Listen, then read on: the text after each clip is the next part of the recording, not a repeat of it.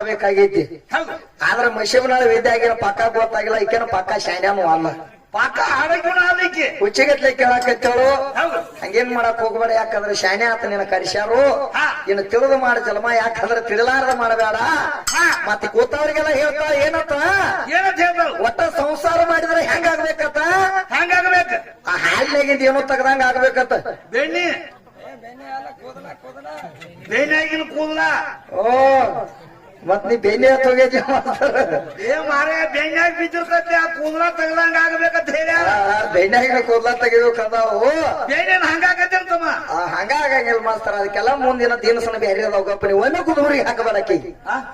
ನಾವ್ ಹೊತ್ತು ಬಾಳ ದೂರ ಐತಿ ನನಗ್ ಕಾಪಣ್ಣ ನೆನಪಾಕವತ್ತಮ್ಮ ನೆನಪಾಗಲಿ ಅವ್ ಕರೆ ಒಂದಿಟ ಮರಿ ಮಾಚಬೇಕಾಗೈತಿ ನಾವ್ ಹೊತ್ತು ಬಾಳ ದೂರ ಐತಿ ಅದಕ್ಕೆ ಒಂದಿಟ ಸಣ್ಣ ಹಂಗ ಬಿಡ್ಬೇಕಾಗೈತಿ ಸಣ್ಣ ಹಂಗೆ ಹೋಗ್ಲಿದ್ದೆ ಅದಕ್ಕೆ ವಿದ್ಯಾರ್ಥಿ ಒಂದು ಮಾತು ಹೇಳ್ತಾನೆ ಈಗ ಸತ್ತ ಇಬ್ರು ನಾವು ಸಂಸಾರ ಮಾಡಿದ್ರ ನಾವಿಬ್ರು ಇವತ್ತು ಸಂಸಾರ ಮಾಡಿ ತೋರಿಸಿದ್ರೆ ಏನಾಗೈತಿ